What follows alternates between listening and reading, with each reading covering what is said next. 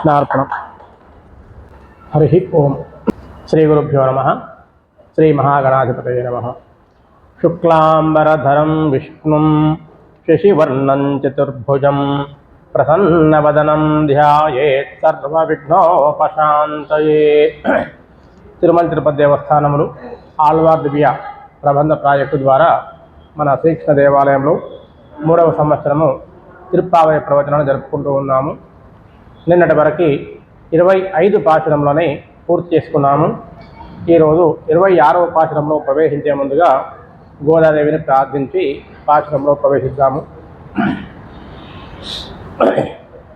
నీలాతుంగస్తనగిరితటే సుప్తముద్బోధ్య కృష్ణం పారాఢ్యం స్వం శృతిశతస్థిరసిద్ధమధ్యాపయంతి శుభోచిష్టాయాం త్రజని గళితం యా బలాత్కృత్య భుంక్తే గోదా తస్యై నమ ఇదమిదం భూయ ఏవాస్తు భూయః అన్నవయల్ పుదువైయాండాల్ அரங்கற்கு பன்னு திருப்பாவை பல்பதியம் இன்னிசையால் பாடி கொடுத்தால் நற்பா மாலை பூ மாலை சூடி கொடுத்தாலை சொல்லு சூடி கொடுத்த சுடற்கொடியே தொல்பாவை பாடி இருளவல்ல பல்வளையாய் நாடினை வேங்கடவர்க்கு என்னை விதி என்ற இம்மாற்றம் நாங்கடவ వన్నమే నల్గు.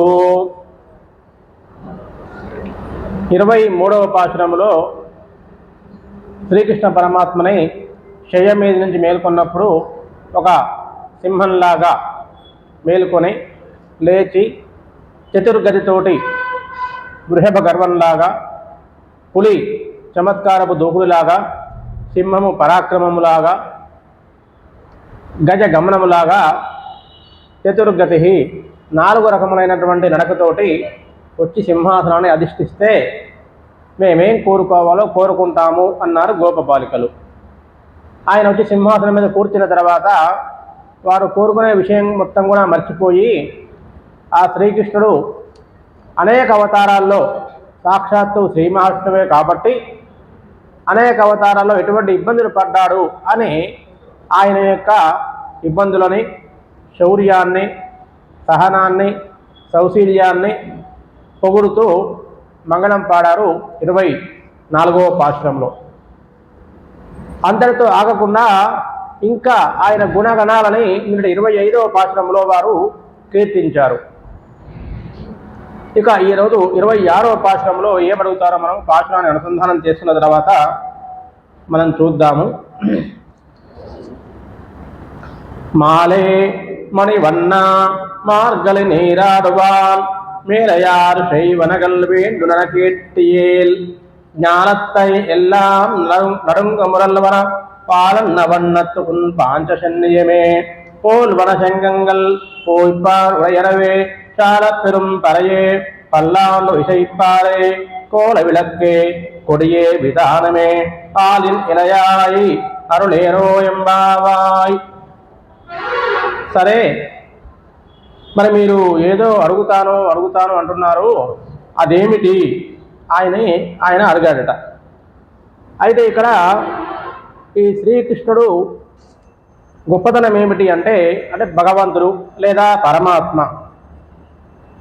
ఒక భక్తుడు తను చేరాడు, తన వైపు తిరిగాడు అంటే చాలా సంతోషిస్తాడట.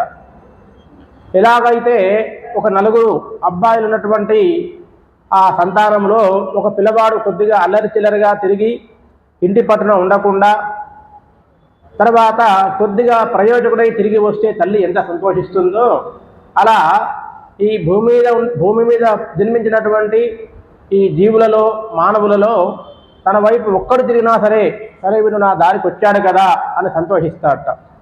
సంతోషించి ఏం చేస్తారు? యోగక్షేమం వహామ్యహం అనన్యా చింతయంతో ఏ జనా పర్యుపాసతే తేషాం నిత్యాభియుక్తానాం యోగక్షేమం వహామ్యహం.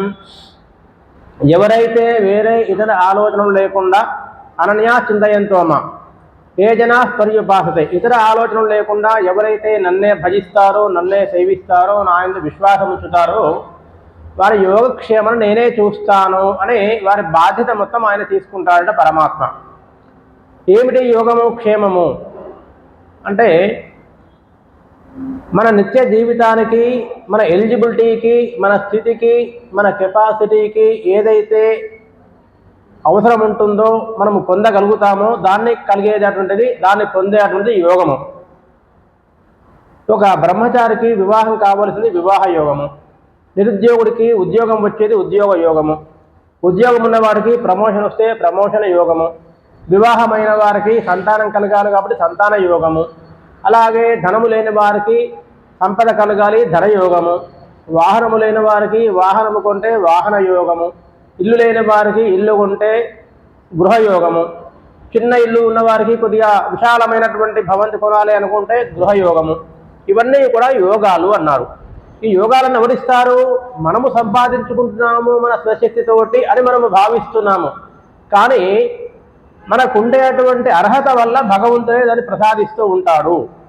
అటువంటి యోగాన్ని ఇస్తాను నేను. ఇవన్నీ యోగాలు. అంటే నిన్న ఆ స్థితి మనకు లేదు, ఈరోజు ఆ స్థితి వచ్చింది. ఉన్న స్థితి నుంచి ఉన్నత స్థితికి ఏదైతే చేరుతామో దాన్ని యోగము అంటాము. ఆయనకి గృహయోగం కలిగిద్దండి, సంతాన యోగం కలిగింది, వివాహ యోగం ఉందండి, జాతకం చూస్తారు. ఆ వివాహ యోగం ఉందా లేదా, ఉంటే ఎప్పుడుంది, సంతాన యోగం ఉందా ఎప్పుడుంది, గృహ యోగం ఎప్పుడుంది. యోగము అంటే లేనటువంటి వస్తువు సంప్రాప్తించడాన్ని యోగము అన్నారు. అటువంటి యోగాలను ఇచ్చేవాడు పరమాత్మ. ఎవరికి ఇస్తాడు? ఎవరైతే తనను వేరే ఇతర ఆలోచన లేకుండా పూర్తిగా విశ్వాసం నుంచి భజిస్తారో అటువంటి వారికి యోగాలు ఇస్తారు. మరి యోగం రాగానే సరిపోయిందా? క్షేమము, ఆ యోగము క్షేమంగా ఉండాలి. క్షేమంగా ఉన్నప్పుడే యోగం వల్ల ఉపయోగము. ఏదో ఒక ఇల్లు కొన్నాడు, 2 నెలల్లో అప్పులు ఎక్కువ అమ్మేశాడు, ఆ గృహయోగం లాభం లేదు. సంతానం కలిగింది, ఏదో రోగమో రొస్టో వచ్చి ఊరికి హాస్పిటల్ తిరుగుతున్నారు 1 ఇయర్ లోపలే, ఉపయోగం లేదు. వివాహం అయింది, 6 నెలలకే 36 దాంపత్యము, లాభం లేదు. ఇక్కడ 36 దాంపత్యము 63 దాంపత్యం అని చిన్నప్పుడు మా స్కూల్లో ఒక టీచర్ చెప్పారు. 36, 3 ఫేస్ ఇటువైపు ఉంటుంది, 6 ఫేస్ అటువైపు ఉంటుంది. పిడమహము 36 దాంపత్యము. 63 దాంపత్యము, 6 ఫేస్ ఇటువైపు ఉంటుంది, 3 ఫేస్ ఇటువైపు ఉంటుంది, అన్యోన్యంగా ఉంటారు. అన్యోన్యంగా ఉండే దాంపత్యం 63వ దాంపత్యము 63, ఎడమఖము పిడమహము ఉండేటువంటిది 36 దాంపత్యము 36 అని. అలా ఉన్నారనుకోండి, వివాహమైన 6 నెలలలో ఎడమహము పిడమహము, అది వివాహ యోగము సఫలం కాలేదు. ఇటువంటి యోగాలను క్షేమంగా ఉండాలి. మన క్షేమాన్ని కూడా ఆయనే చూస్తాడు. అంటే యోగము ఇవ్వడము మన అర్హతను సంబంధించి, అర్హతను బట్టి మనకు కల్పించేటువంటి యోగం ఇస్తాడు. అలాగా యోగాన్ని క్షేమంగా ఉండేట్టు కూడా చూస్తాడు. అది ఆయన బాధ్యత. అటువంటి బాధ్యత నేను తీసుకుంటాను అంటాడు. అది పరమాత్మ లక్షణము. మనకి పురాణాల్లో చూస్తే అనేక రకాల వృత్తాంతాలు కనిపిస్తాయి. భక్తుల యొక్క బాధ్యత తానే తీసుకున్నటువంటిది. మహాభారతానికి వస్తే పాండవులు కౌరవులకు యుద్ధం జరిగినప్పుడు రాయబారం కంటే ముందుగా దుర్యోధనుడు అర్జునుడు ఇద్దరు వెళ్తారు. ఇద్దరు వెళ్ళి నీకు నాకు సహాయం చేయాలి అంటారు. సహాయం చేయాలి అంటే ఆయన ఏమంటాడు? నేను ఒకవైపు ఉంటాను, నాతో సమానమైనటువంటి ఆ 10,000 మంది యోధులు ఒకవైపు ఉంటారు, వారందరూ ఒక పక్షము నేను ఒక పక్షము, మీ ఇద్దరికి చెరో పక్షాన్ని ఇస్తాను, మీరేం కావాలో కోరుకోండి. అర్జునుడు చిన్నవాడు కాబట్టి ముందు ఆయనకు అవకాశం ఇవ్వు, తమ్ముడు కాబట్టి. దుర్యోధనుడు ఆయన స్వతంత్రుడు, రాజు అంటే అర్జునుడు కోరుకుంటాడు, శ్రీకృష్ణ పరమాత్మని కోరుకుంటాడు. ఈయనకు కావలసింది సైన్యము. అమ్మయ్య నాకు కావాల్సిన సైన్యం వచ్చిందని వెళ్ళిపోయాడు. తర్వాత కౌరవుల పక్షం ఉన్నటువంటిది 11 లక్షల అక్షౌహిణుల సైన్యము, మన పాండవుల పక్షం ఉన్నది 7 లక్షల అక్షౌహిణుల సైన్యము. అంటే ఇక్కడ 7 లక్షలు ఉన్నారు, అక్కడ 11 లక్షలు ఉన్నారు. అంటే ఇక్కడికంటే అక్కడ 1.5 రెట్లు ఎక్కువగా ఉన్నారు. 7 సగం 3.5, అంటే 10.5 కంటే 11, ఇంకా 1.5 కూడా ఎక్కువ ఉన్నారు అక్కడ నిష్పత్తి. ఇక్కడ 1 ఉన్నారు. కానీ అక్కడ ఉన్నవారందరూ ఓడిపోయారు, ఈ పక్షంలో ఉన్నవారు గెలిచారు. ఇక్కడ ఉన్నవారు ఎందుకు గెలిచారు? ఇక్కడ పరమాత్మ ఉన్నాడు కాబట్టి గెలిచారు. అక్కడ పరమాత్మ లేడు కాబట్టి వారందరూ ఓడిపోయారు. అలాగే అర్జునుడికి సారథిగా చేశాడు. సారథిగా చేయడము అంటే డ్రైవర్ పని. ఈరోజు చెప్పాలంటే ఆ రోజు రథము, ఈరోజు కారు, డ్రైవర్ పని. డ్రైవర్ ఏం చేయాలి? యజమాని ఎటు చెప్తే అటు పోవాలి, ఎటు చెప్తే అటు పోయేటువంటి పని చేశాడు. అంటే తనను నమ్మిన వారికి, ఆశ్రయించిన వారికి తాను సేవ చేసే లక్షణము కలిగినటువంటి వాడు. మనకు అట్లాగే పాండురంగ మహత్యం అటువంటి వాటిలో కూడా చాలా చోట్ల కనిపిస్తూ ఉంటుంది. చాలా కథల్లో కూడా భగవంతుడు వచ్చేసి ఏదో చేసినట్టుగా మనకి కనిపిస్తుంటాయి కథలు చూస్తూ ఉంటే. అలాగే మనకి మహాభారతంలో కూడా ఒకసారి అరణ్య పర్వములో వాళ్ళందరికీ భోజనం ఎలా అంటే సూర్యుడు అక్షయ పాత్ర ఇస్తారు ద్రౌపదికి. అక్షయ పాత్ర వల్ల ఆవిడ ఎంతవరకైనా ఎంతమందికైనా భోజనం పెట్టవచ్చు. మరి ధర్మరాజు ఇంటికి చాలామంది వస్తూ ఉంటారు, మునులు తర్వాత వారు వీరందరూ వస్తూ ఉంటారు, వారందరికీ భోజనం ఏర్పాటు చేస్తారు. అయితే అక్కడ ఉండేటువంటి కండిషన్ ఏంటి అంటే ద్రౌపది భోజనం చేసిన తర్వాత అక్షయ పాత్ర నుంచి మళ్ళీ ఆ రోజు వేరే భోజనం రాదు. ఒకరోజు అలాగే ద్రౌపది భోజనం అయిపోయింది, అక్షయ పాత్ర అక్కడికి బోర్లు చేసింది. అప్పుడు దుర్వాసుడు తన 100 మంది శిష్యులతో వచ్చి భోజనం పెట్టమన్నాడు. ఎక్కడి నుంచి పెడతారు? వాళ్ళకేమీ సారంజామ లేదు, వంటలు లేవు, ఏమీ లేవు. ఎలా అని చెప్పేసని సరే మీరు స్నానం చేసి రండి అంటే వారందరూ వెళ్ళారు స్నానానికి. ఇంకా కృష్ణుడు తలుచుకున్నది. శ్రీకృష్ణుడు వచ్చాడు. రాగానే నాకు ఆకలిస్తుంది అన్నం పెట్టబమ్మా అన్నాడు. అరే వాళ్ళే వచ్చి అన్నం పెట్టబట్టే నాకు కష్టంగా ఉంది, నువ్వు అన్నం పెట్టమన్నాడు. లేదు నీ అక్షయ పాత్ర పట్టుకురా అన్నాడు. పట్టుకొచ్చారు. పట్టుకురాగానే అక్షయ పాత్రలో ఒక మెతుకు లాస్ట్కు మనకి పని వాళ్ళు సరిగా కడగరు. ఈ మధ్యలో మీరు అబ్జర్వ్ చేస్తుండండి, వాళ్ళు కడగట్లేదు, తొలుస్తున్నారు సామాన్లు. లక్కడగా అంటారు, వెళ్ళిపోతారు అంతే. ఆఖరికి మళ్ళీ మనం కడుక్కోవాల్సింది సెకండ్ టైం. అట్లా ఒక మెతుకు ఉన్నదట దాంట్లో. అక్షయ పాత్రలో మెతుకు అంటుకొని ఉంది లోపల వైపు. ఆ మెతుకు తీసుకొని ఆయన నోట్లు వేసుకున్నాడు శ్రీకృష్ణుడు. ఈయన నోట్లు వేసుకోగానే అక్కడ దుర్వాసులు వారి 100 మంది శిష్యులందరికీ కడుపులు నిండిపోయాయి. ఇక్కడికి వస్తే భోజనం చేసే పరిస్థితి లేదు, భుక్తాయాసం అవుతుంది. మళ్ళీ ఇక్కడికి వచ్చి భోజనం పెట్టమంటే వీరు ఏర్పాటు చేస్తే తినకపోతే మళ్ళీ కష్టమవుతుంది, ధర్మరాజు ముందే ధర్మపరుడు అనే అటువంటి భయంతో ఆ దుర్వాసుడు ఆయన శిష్యులు అటు నుంచి అటే వెళ్ళిపోయారు. ఇదంతా మనకి మహాభారతమును వృత్తాంతం. అంటే ఏమిటి? ఆవిడ తలుచుకోగానే వచ్చిండు, వారి కష్టాలు తీర్చిండు. అలా మనకు అనేక సంఘటనలు కృష్ణావతారంలో, మహాభారతంలో లేదా రామాయణంలో కనిపిస్తూ ఉంటాయి, పురాణాల్లో కూడా. అంటే తన భక్తులను రక్షించేటువంటి తత్వము కలిగిన వాడు. అవసరాన్ని బట్టి ఇక ప్రతిదానికి పొద్దున్నే కూడా మనం పిలుస్తూ ఉంటే రావడం కష్టమవుతుంది. ఎందుకంటే ఎంతోమంది ఉంటారో అందరూ పిలుస్తుంటారు కాబట్టి. క్రిటికల్ పరిస్థితుల్లో, ఇబ్బందుల్లో మనం ముడుపు కడతామండి. ఏదైనా ఇబ్బంది వచ్చింది ముడుపు కడతాము. కోరిక తీరుతుందా తీరదా అంటే ఏమిటి? ఆయన మనకి సహాయం చేశాడు అని అర్థం. అంటే అటువంటి క్లిష్ట పరిస్థితులు వచ్చినప్పుడు, మనము సంరక్షించుకోలేని స్థితి వచ్చినప్పుడు మన భారాన్ని కనుక ఆయన మీద వేస్తే ఆయన ఆ భారాన్ని తీసుకుంటాను అనే అటువంటి లక్షణం కలిగిన వాడు పరమాత్మ.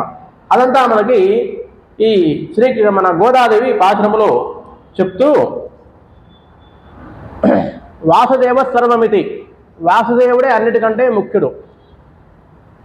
మీరు ఏ దేవతని ఎవరిని ప్రార్థించినా లేకపోయినా ఆయన అనుగ్రహం కనుక ఉన్నది, శ్రీకృష్ణ పరమాత్మ లేదా శ్రీ మహావిష్ణు అనుగ్రహం ఉన్నది, పరమాత్మ అనుగ్రహం ఉన్నది అంటే మిగతా దేవతలందరూ కూడా అనుకూలంగా ఉంటారు. ఆయన తృప్తి చెందాడు అంటే మిగతా దేవతలందరూ కూడా తృప్తి చెందుతారు అనేటువంటి శాస్త్రం యొక్క వచనము. అందుకే మనకి ఏ పూజ చేసినా కూడా తర్వాత కృష్ణార్పణమస్తు లేకపోతే ఆ భగవంతుని అర్పణమస్తు అంటారు. మంత్రహీనం క్రియాహీనం భక్తిహీనం జనార్దన గణాధిప యత్పూజితం మయాదివ పరిపూర్ణం తదస్సుది అని అదంతా కూడా ఆయనకే చెందుతుంది అని చెప్పేసి. అలాగే ఆకాశాత్ పతితంతోయం యథా గచ్చతి సాగరం సర్వదేవ నమస్కార కేశవం ప్రతిగచ్చతి. ఆకాశంలో పడ్డ నీళ్ళన్నీ ఎక్కడుంటాయి? చెరువుల్లో ఉంటాయి, కుంటల్లో ఉంటాయి, నదులో ఉంటాయి. నదుల్లో ఎక్కువైన నీళ్ళన్నీ ఏమవుతాయి? ఆకాశ పతితంతోయం యథా గచ్చతి సాగరం, అన్నీ సముద్రంలో కలుస్తాయి. వర్షాకాలంలో డ్యాములు నిండిపోయిన తర్వాత ఆ మిగిలిన నీళ్ళన్నీ గేటెత్తితే పోయి సముద్రంలో కలుస్తాయి. అలా సర్వదేవ నమస్కార, ఏ భగవంతుడి యొక్క స్వరూపాన్ని నమస్కారం చేసినా సరే కేశవం ప్రతిగచ్చతి, అది కేశవుడికే చెందుతుంది అని శాస్త్రవచనము. కాబట్టి ఆయన అనుగ్రహం కనుక ఉన్నది అంటే మిగతా వారందరూ కూడా అనుకూలంగా ఉంటారు. అలానే వీరిని మనము తక్కువ చేయడానికి లేదు, వీరి స్థాయిలో వీరిని చూసుకోవాల్సి ఉంటుంది. కానీ ఆయన అనుగ్రహం మాత్రం ఉండాలి. అటువంటి పరమాత్మ అక్కడ వచ్చి కూర్చున్న తర్వాత ఆయన అడిగాడు, మరి ఏంటి మీరేదో అడుగుతాను అన్నారు, మరి అడగండి అంటే గోపబాలకులు ఏమన్నారు? అయిపోయింది. వాళ్ళకి ఈయన సంశ్లేషం కావాలి, వారిని దూరంగా పెట్టారు ఆ గోపవృద్ధులు. ఈ కాత్యాయని వ్రతం నెపం మీద ఈయన దగ్గరికి పంపించారు. రాగానే ఆయన చూడగానే వారేదో పరా కావాలి, మోక్షం కావాలి, అది కావాలని మర్చిపోయారు. పెద్దవారికి కావాల్సింది ఏమిటి? అక్కడ గోకులంలో వర్షం పడాలి. వర్షం పడాలి అంటే ఈ వ్రతం చెయ్యాలి. ఈ వ్రతం చేసేవారు గోపబాలికలు చెయ్యాలి, వివాహం కాని కన్యలు చెయ్యాలి. కాబట్టి అక్కడ ఉండే పెద్దవారికి వర్షము ప్రధానము. వీరి ప్రధానం ఏమిటి? శ్రీకృష్ణ పరమాత్మ యొక్క సంశ్లేషము. కాబట్టి మాకు ఇంకా ఏం అవసరం లేదయ్యా, నీ దగ్గరకు వచ్చాము. నువ్వు లేస్తుంటే నీ పడక సౌందర్యాన్ని చూసాము, నీ మేల్కొనే సౌందర్యాన్ని చూసాము, నడక సౌందర్యాన్ని చూసాము, సింహాసనం మీద కూర్చున్న సౌందర్యాన్ని చూసాము. నిన్ను చూసిన తర్వాత నీవు అనేక అవతారాలు చేసిన గుణగణాలని కూడా మా జ్ఞప్తికి వచ్చి కీర్తించాము.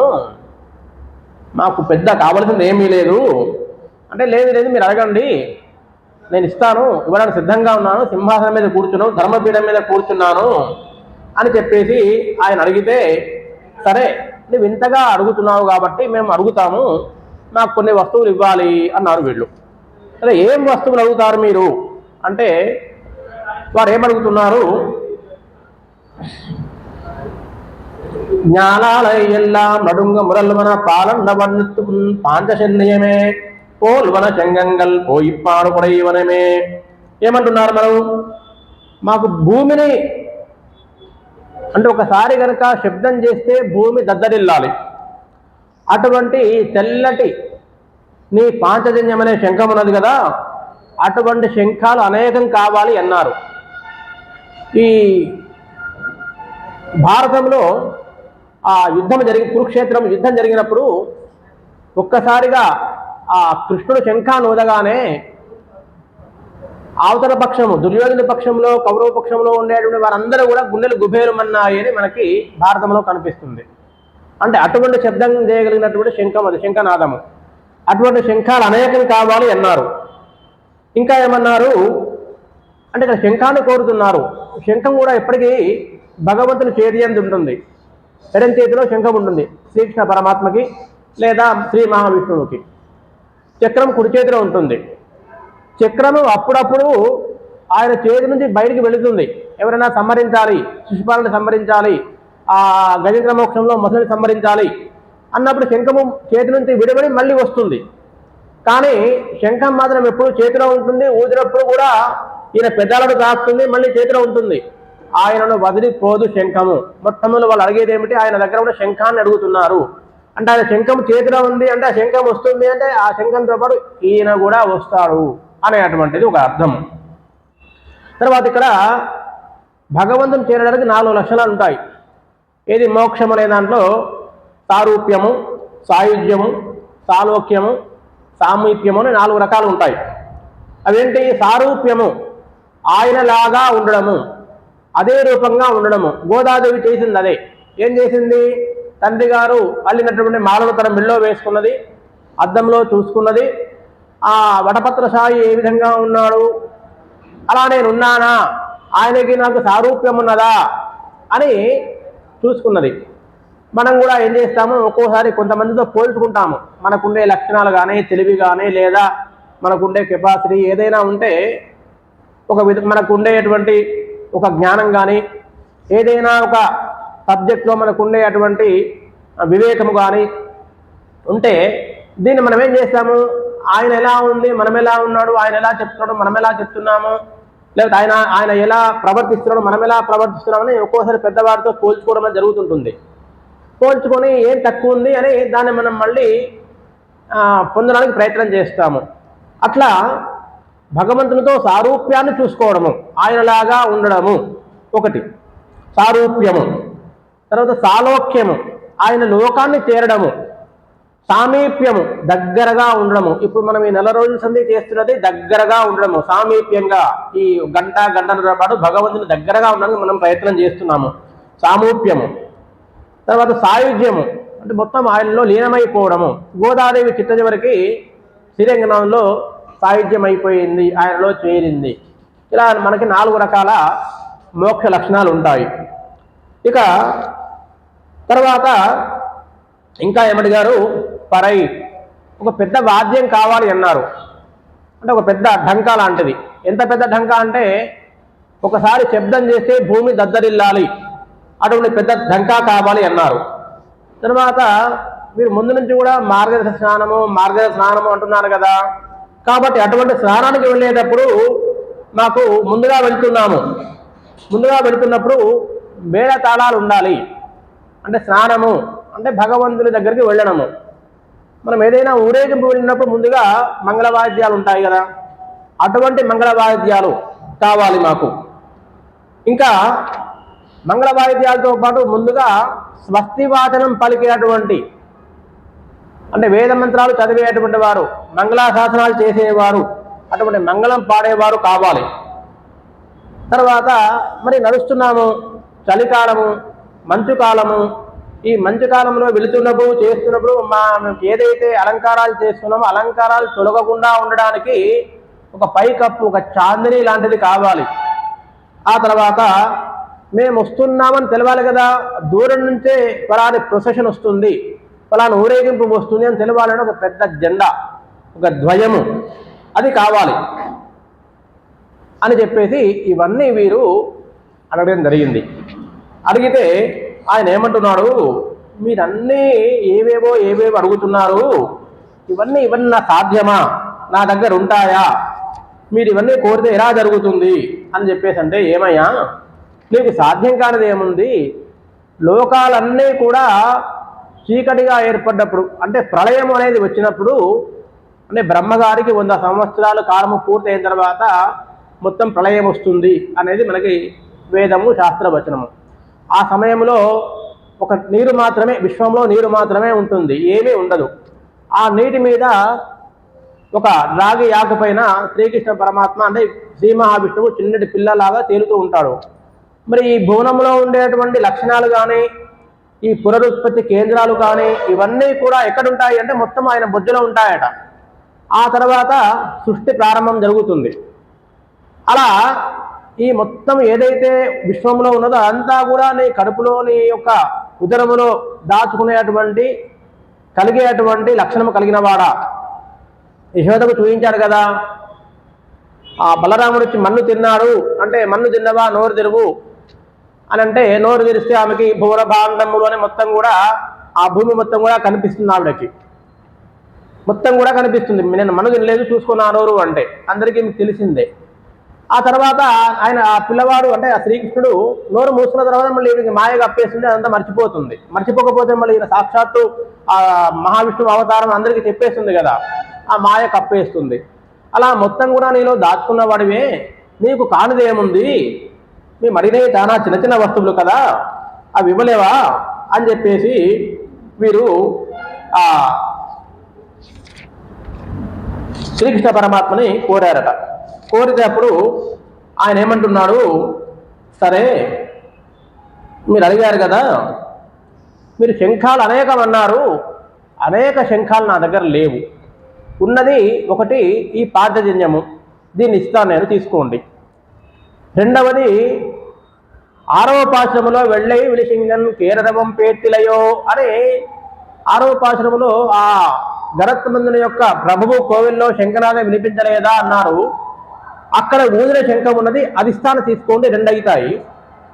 తర్వాత నేను ఈ పశువులన్నిటినీ తీసుకొని అడవికి వెళ్ళినప్పుడు జంతువులు రాకుండా ఊదే ఒక బూర, నడుము కట్టుకుంటాను ఒక బూర ఉన్నది, ఆ బూర ఇస్తాను, ఈ 3 నా దగ్గర ఉన్నాయి, ఇంతకంటే ఎక్కువ లేవమ్మ ప్రస్తుతము, ఈ 3 తీసుకోండి అని ఆ 3 ఇస్తానంటాడు. ఆ తర్వాత వారు అడిగింది ఏమిటి, పరై ఒక పెద్ద ఢంకా అన్నారు. ఒక పెద్ద ఢంకా కావాలి అంటే మనకి ఆ 3వ పాశ్రమంలో చెప్పినట్లు ఆయన వామనుడు త్రివిక్రమావతారం బలి చక్రవర్తి దగ్గర రాజ్యం తీసుకున్న తర్వాత, భూమి దానం తీసుకున్న తర్వాత త్రివిక్రమావతారం ఎత్తుతాడు. అలా త్రివిక్రమావతారం అయిన తర్వాత బలి చక్రవర్తికి 3వ అడుగు పెట్టిన తర్వాత ఈయన విజయం సాధించాడు కదా. ఈయన విజయం సాధించాడు అని దేవతలందరికీ తెలియజెప్పడానికి జాంబవంతుడు ఒక పెద్ద ఢంకా వాయించాటప్పుడు, దాని శబ్దంగా. అంటే అప్పటికి దేవతలందరూ రాజ్యం వదిలిపెట్టి వెళ్ళిపోయారు, ఎక్కడెక్కడో ఉన్నారు. కాబట్టి బలి చక్రవర్తి నుంచి రాజ్యం మళ్ళీ మనకు వచ్చేసింది, శ్రీ మహావిష్ణువు తీసుకున్నాడు అని చెప్పడానికి గుర్తుగా అందరికీ తెలియడానికి జాంబవంతుడు ఒక పెద్ద ఢంకా వాయించాడు. ఆ ఢంకా ఉన్నది, అది ఇస్తాను అన్నాడు. రెండవది అలాగే రావణాసురుడు మరణించిన తర్వాత ఒక డంకా వాయించాడు, అదే జాంబవంతుడు, అదొకటి ఉన్నది, ఇస్తాను, రెండు ఉన్నాయి. మూడవది ఏమిటి, ఈయన అప్పుడప్పుడు నాట్యం చేస్తూ ఉంటాడు. నాట్యం చేస్తున్నప్పుడు చిన్నగా కొట్టుకునేది. ఇప్పుడు నిన్న అనవమనంలో పాట పాడుతున్న ఆయన ఒక కన్యల వాయించారు కదా, అటువంటి ఒక చిన్నది ఏదో ఉన్నది, నడుము కట్టుకున్నాను ఎప్పుడు, అటువంటిది ఉన్నది, ఆ మూడోది ఇస్తారు అని చెప్పాడు. అలా 3 శంఖాలు, 3 ఆ పరై అనే వాద్యము అంటే శబ్దము చేసేటువంటి డంకా లాంటి ఆ వస్తువులు 3 ఇస్తాను అన్నాడు. తర్వాత మరి ముందుగా మాకి ఈ స్వస్తివాచనం పలకాలి, మంగళాశాసనాలు పాడేవారు కావాలి అంటే శటగోపులు ఉన్నారు, వారందరూ మంగళాలు పాడతారు, వారిని తీసుకోండి అన్నారు. ఒక దీపము కావాలి, చీకట్లో ఉంది, మాకు జ్ఞానం కావాలి, లక్ష్మీదేవి ఉన్నది, ఆమెను తీసుకుని వెళ్ళండి, లక్ష్మీదేవి ఆమె జ్ఞాన స్వరూపిణి, జ్ఞానం ఇస్తుంది, ఆమె దీపానికి గుర్తుగా ఆమెను తీసుకోండి అన్నారు. ఆ తర్వాత జెండా కావాలన్నారు కదా. జెండా అంటే మనకి ఈ దేవాలయాల్లో ఉత్సవాలు జరుగుతాయి, బ్రహ్మోత్సవాలు. తిరుపతిలో కూడా బ్రహ్మోత్సవాలు జరుగుతాయి ఆశ్వీయ మాసంలో. బ్రహ్మోత్సవాలు ప్రారంభంలో ఏం చేస్తారు, గరుత్మంతుని పటాన్ని వేసి ఆ ధ్వజస్తంభానికి కట్టి ఆ పటాన్ని పైకి పంపుతారు. దాంట్లో ఉద్దేశం ఏమిటి అంటే ఆ గరుత్మంతుడు అందరికీ కూడా ఇక్కడ బ్రహ్మోత్సవాలు జరుగుతున్నాయి అని అందరూ దేవతలకు ఆయన చెప్పి రావాలి అనే సూచకంగా ఆ గరుత్మంతుని పటాన్ని గీసి సరి అయినటువంటి ఆ పద్ధతిలో పూజలు అవన్నీ చేసి ఆ పటాన్ని పైకి జరుపుతారు, అదే ధ్వజారోహణము అంటారు. ఇవన్నీ మొత్తము బ్రహ్మోత్సవ కార్యక్రమాలు పూర్తయిన తర్వాత చివరి రోజున ధ్వజ అవరోహణము, మళ్ళీ ఆ పటాన్ని కిందికి దించుతారు. అలా ఏమన్నారు, మేము ఆ ధ్వజం గురించి, ధ్వజము వంతుకి ధ్వజానికి ప్రతీకగా గరుత్మంతుని ఇస్తాను తీసుకొని అని గరుత్మంతుని ఇచ్చేశాడు. ఇక మీకు చాందిని పైన కప్పు కావాలి కదా. నేను మధుర నుంచి రేపల్లె పోయినప్పుడు నాకు ఆదిశేషువు పడగబట్టాడు, ఆదిశేషువును తీసుకోండి అన్నాడు. ఆ విధంగా తన దగ్గర ఉండే వస్తువులు మొత్తం కూడా ఆయన ఇవ్వడం జరిగింది. ఇక ఏముంది ఆయన దగ్గర, ఏమీ లేదు. శంఖము, గరుత్మంతుడు, ఆ ఉండే వస్తువులు, సాక్షాత్తు లక్ష్మీదేవి, తాను కూర్చునే ఆసనము గాను కూర్చుంటే కుర్చీ, పడుకుంటే శయ్య, అటువంటి ఆదిశేషువు అందరినీ ఆయన ఇచ్చేశాడు. అంటే వీరు తెలివిగా ఏమడుగుతున్నారు, భగవంతుని వస్తువులు అడుగుతున్నారు. భగవంతుని వస్తువులు ఎక్కడుంటాయో భగవంతుడు అక్కడ ఉంటాడు అనేది. అంటే నీవు కావాలి, అక్కడెక్కడో ఒక పాశ్రమంలో ఏమమ్మా స్నానం చేయడానికి ఒక విసరకర్ర, అద్దము, దాంతోపాటు ఆయన్ని కూడా ఇవ్వండి అన్నారు, ఉండి మన్నారనై అని. అలా ఇక్కడ ఈయననే అడిగే వరకు నీ దగ్గర ఉండే వస్తువులు, నీవు ఏవైతే ధరిస్తున్నావో నీ వస్తువులు ఇవ్వండి. అవన్నీ ఎక్కడుంటే ఆయన అక్కడ ఉంటాడు. శంఖం అనేది చేతికే ఉంటుంది, విడిపోదు కదా, ఈయన రావాల్సి వస్తుంది. అంటే చాలా తెలివిగా ఈ గోప బాలికలు ఈరోజు భగవంతుని దగ్గర ఉండే అటువంటి వస్తువులని అడుగుతూ ఉన్నారు. అవి ఏ వస్తువులు, ఆయన ఉపయోగించి ఆయన దగ్గర ఉండి ఆయనకు సేవ చేసే అటువంటివి. ఇక్కడ ఒక విషయం చెప్పాలి ఏంటంటే, భగవంతుడు యోగక్షేమం మహామ్యం అన్నాము, మనకు అన్ని ఇస్తాడు చేస్తారని చెప్పేసి అని, ఏదైతే కావాలో ఏది అర్హత ఉందో అది ఇస్తారు అని. ఆయన భగవంతుడు వేరు, భగవంతుడు ఇచ్చే వస్తువులు వేరు. ఇచ్చే వస్తువులన్నీ ఇవన్నీ ఏంటివి, మనకి ఇచ్చే యోగాలన్నీ భోగాలు, భోగము అనుభవించడానికి ఉపయోగపడేటువంటివి. ఈ రాయబారంలో దుర్యోధనుడు ఆ 10,000 మంది సైన్యాన్ని తీసుకున్నాడు, అర్జునుడు శ్రీకృష్ణుడు తీసుకున్నాడు. ఈ 10,000 మంది సైన్యం ఎవరు, ఆయన ఇచ్చేటువంటివి. అంటే భగవంతుడు ఇచ్చే భోగభాగ్యాలు ఏవైతే ఉన్నాయో అవి ఆయన ఇచ్చేటువంటి వస్తువులు. ఇది ఆయన అంటే పరమాత్మ ఇచ్చే వస్తువులు ఉపయోగం లేదు, దానివల్ల విజయం లభించదు. ఆయననే ఉన్నాడు అనుకోండి, ఆయన ఉంటే అన్నీ ఉంటాయి, ఆయన ఎక్కడుంటే మిగతా అన్నీ ఎక్కడ ఉంటాయి. కాబట్టి వీరు చాలా తెలివిగా ఏమంటున్నారు అంటే, వేరే భోగ్య వస్తువులు ఏవి అడగకుండా ఆయన ఏదైతే ఆయన నిత్య జీవితానికి పనికొచ్చేటువంటివి ఏవైతే ఉన్నాయో అవన్నీ కూడా అడిగారు. అంటే తర్వాత తప్పకుండా ఆయన కూడా రావాల్సి వస్తుంది, ఆయన కూడా వీరి పంట చేరవలసి వస్తుంది అనేటువంటి భావాన్ని వచ్చేటట్లుగా గోదాదేవి మనకి పాశ్రమంలో గోప బాలికలతోటి చెప్పించడం జరిగింది. రేపు ఇంకా దీంతో తృప్తి పడకుండా అడగండి అడగండి అంటున్నారు. ఇప్పుడు ఇచ్చేవాడు ఉదారుడై ఇచ్చేటప్పుడు అడిగేవాడికి ఏం కొదువా? అదే కదా ఇప్పుడు ఈ బలిచక్రవర్తి దగ్గర కూడా ఏమిటి అంటే, నీకు గుర్రాలు కావాలా, ఏనుగులు కావాలా, గజాలు కావాలా, ఏం కావాలి, భూఖండం కావాలా, నా దగ్గర అనేకం ఉన్నాయి ఇస్తానన్నాడు ఆయన. కాబట్టి వద్దరు, ఆయన వచ్చిన పరిస్థితి వేరు కాబట్టి. అలా కాకుండా నీకు వరాలు ఇస్తానయ్యా తీసుకో ఎన్నైనా అంటే ఇచ్చేవాడు ఇచ్చినప్పుడు తీసుకోవడానికి ఏముంది? ఈ రోజు ఇవన్నీ అడిగారు. రేపు ఇంకా కొన్ని గొంతెమ్మ కోరికలు కోరే సన్నివేశాన్ని మనకి కూడారే పాశ్రమంలో తెలుసుకుంటాము. విన్నందుకు ధన్యవాదాలు చెప్పుకుంటూ కర్కడే పూర్వ ఫల్గుణ్యాం తులసి కరణోద్భవ పాండ్యే విశ్వంభరాం గోదాం వందే శ్రీ రంగనాయకీం శ్రియకాంతాయ కళ్యాణదే నిదేశనాం శ్రీ వెంకట నివాసాయ శ్రీనివాసాయ మంగళం. హరి ఓం.